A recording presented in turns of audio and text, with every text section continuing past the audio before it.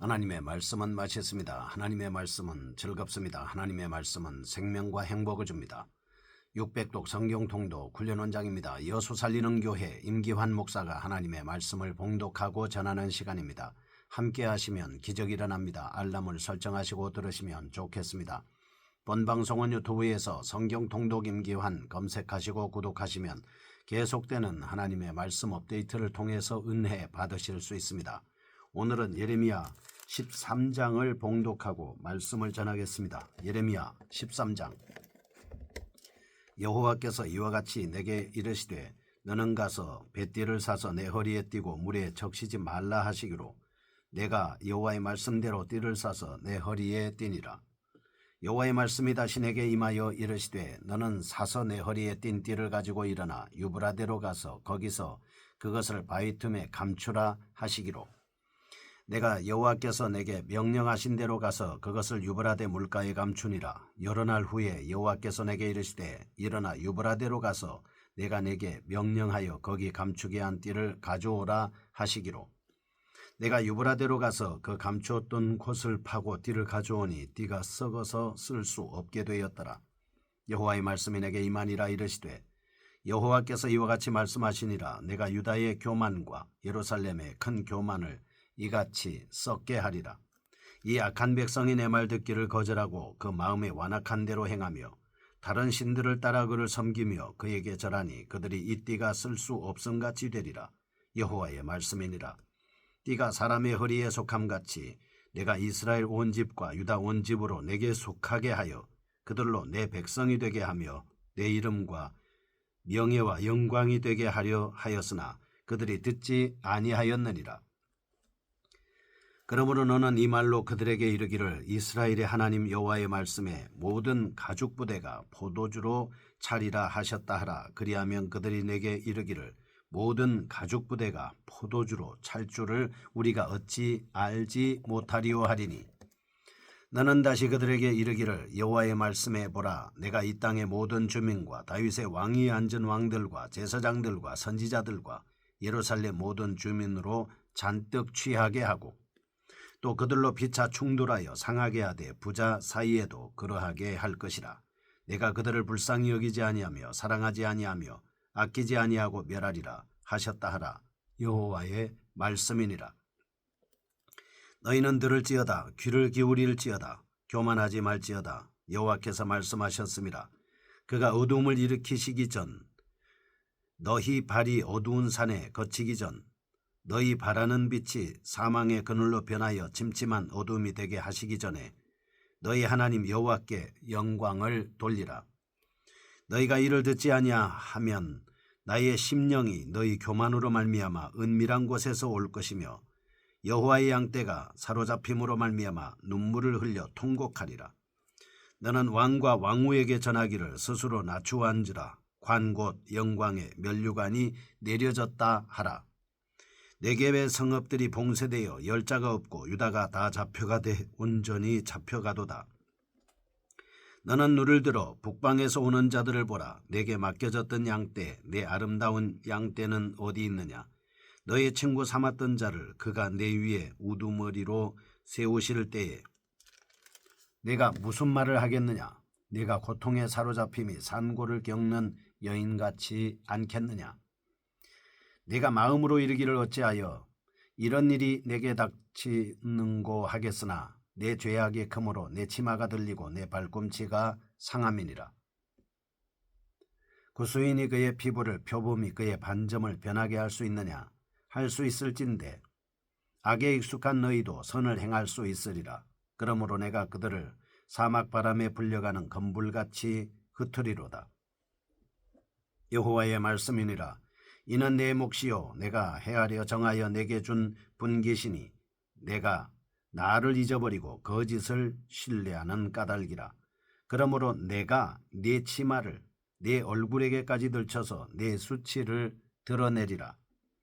내가 너의 간음과 사악한 소리와 들의 작은 산 위에서 네가 행한 음란과 음행과 가증한 것을 보았노라. 화 있을진저 예루살렘이여 네가 얼마나 오랜 후에야 정결하게 되겠느냐 하시니라. 아멘. 예레미야 13장입니다. 다가올 심판에 대한 비유적인 경고의 말씀을 하고 있습니다. 예레미야 13장은 2장에서 20장의 심판에 관한 9가지 일반적 예언 중 5번째에 해당하는 것으로 고도의 상징성과 함축성을 내포하고 있는 대표적인 2가지 비유를 통하여 유다의 임박한 심판과 고난을 경고하며 회개를 촉구하고 있습니다. 그뿐 아니라 3가지의 짧은 경고를 통하여 동정과 호소 어린 심정으로 해결을 촉구하고 있습니다. 1절에서 11절 뱃띠의 비유입니다. 12절에서 14절 포도주병의 비유입니다.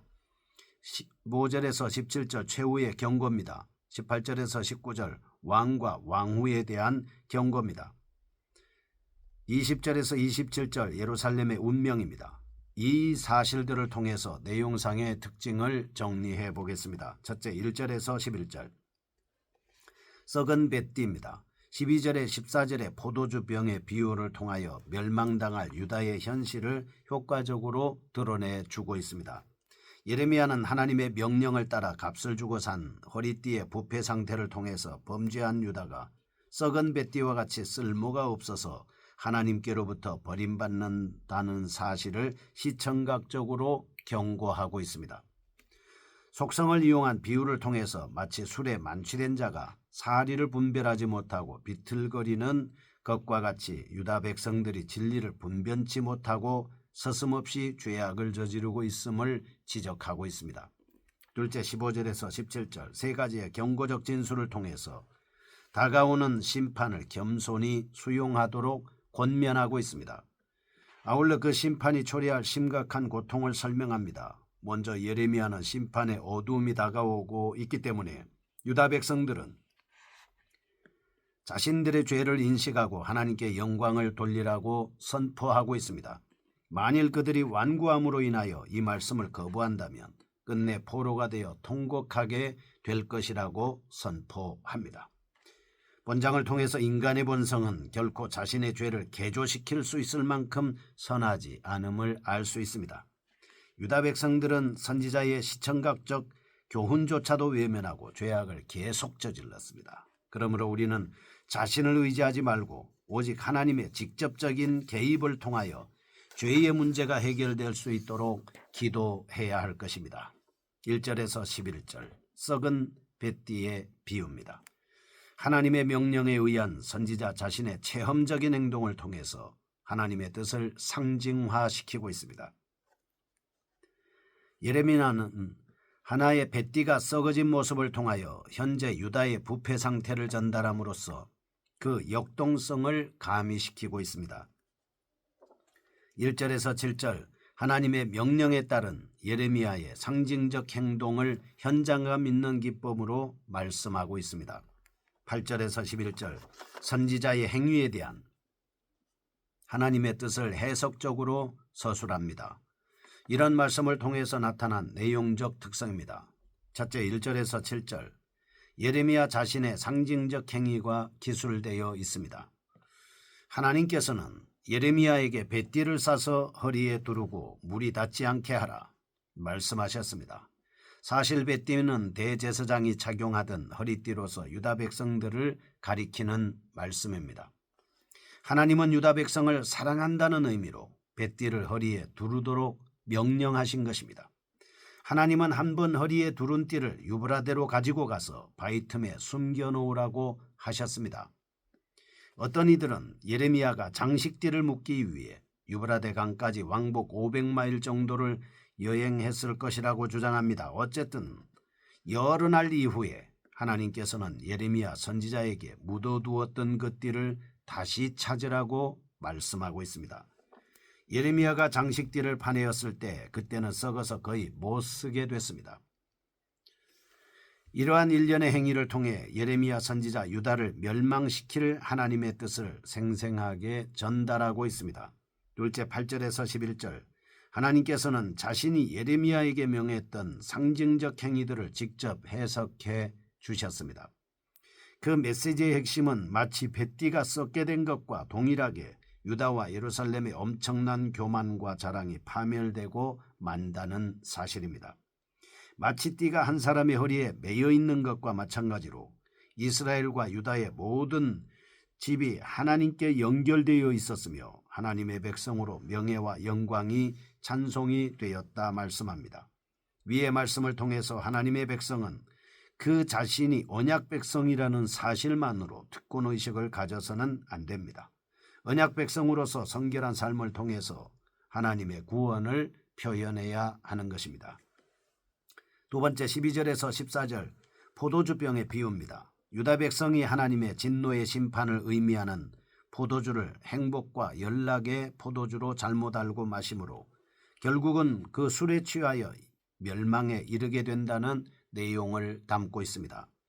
이 두 단락은 모두 어떤 실패나 의무에 대한 부주의로 인해서 이 백성에게 심판이 임할 것임을 언급하고 있다는 점에서 연결점을 찾을 수 있겠습니다. 예레미야는 12절에서 모든 병이 포도주로 차리라. 당시 유행하던 속담을 끄집어냈습니다.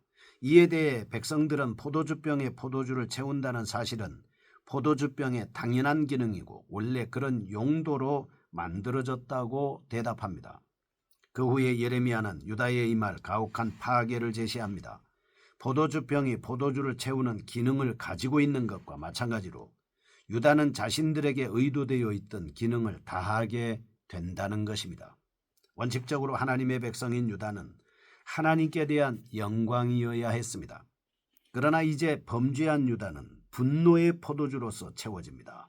포도주병들이 산산조각 나고 말듯이 몰려드는 적들에 의해 남녀노소를 막론하고 철저히 파괴된다는 것입니다. 본단락을 통해서 우리는 하나님의 백성으로서의 특권에는 언제나 책임이 뒤따른다는 사실을 깨닫게 됩니다. 만약 불순종하여 무책임한 행위를 하게 된다면 하나님의 은혜를 기대할 수 없을 겁니다. 그러므로 성도는 은혜에 합당한 생활을 하도록 최선의 노력을 기울여야 합니다. 셋째, 15절에서 27절 최종 경고와 애가들입니다. 유다 백성들의 교만을 경고하면서 닥쳐올 재앙들을 피할 길은 오직 죄에서 돌이켜 하나님께 영광을 돌리는 것뿐임을 지적하고 있습니다. 예레미야는 돌이킬 수 없는 유다의 죄악을 안타까운 심정으로 바라보면서 슬픈 노래를 부르고 있습니다. 15절에서 17절 유다 백성에 대한 호소와 마지막 경고, 18절에서 19절 왕과 왕후에 대한 애가, 20에서 27절 예루살렘의 철저한 배도적 성격과 그에 따른 처벌 등으로 나누어 볼 수 있겠습니다. 내용상 특성입니다. 첫째, 15절에서 17절 예레미야는 유다에게 다가오는 새벽빛이 심판의 전조가 된다고 밝히고 있습니다. 일반적으로 흑암 속에서 새벽을 기다리는 행위는 희망의 상징으로 나타나지만 하나님의 말씀을 거역한 유다에게는 오히려 멸망의 서곡으로 등장하는 것뿐입니다. 유다 백성에게는 일체의 희망이 단절되어 있습니다. 오직 하나님의 말씀에 대한 진지한 응답만이 그 재앙을 유보시킬 수 있는 유일한 소망이 되는 것입니다. 둘째, 예레미야는 왕과 왕후를 향해 겸손하도록 권고합니다. 여기서 왕과 왕후가 구체적으로 누구인지 확실하지는 않지만 여호야긴과 그 모친 느후수다로 추정되고 있습니다. 셋째, 예레미야는 지도자들에게 북방으로부터 다가오는 군대들을 직시하라고 권면하고 있습니다. 이제 그 결과로 유다는 해산하는 여인의 진통과 같이 고통을 경험하게 됩니다. 이러한 심판의 궁극적인 이유는 바로 유다의 죄악입니다. 유다는 마치 검은 피부를 가진 구수인이 그 색소를 병쾌하거나 표범이 반점을 제거할 수 없는 것처럼 너무나 깊은 죄악에 빠져 있었기 때문에 자신을 스스로 개조할 능력이 없습니다. 그 결과 하나님은 그들을 사망의 바람으로 사방에 불어온 왕겨처럼 흩으실 겁니다. 이상의 말씀을 통해서 우리는 하나님의 징계의 철저함을 엿볼 수 있습니다. 하나님은 언약 백성의 타락한 생활을 방치하지 않습니다.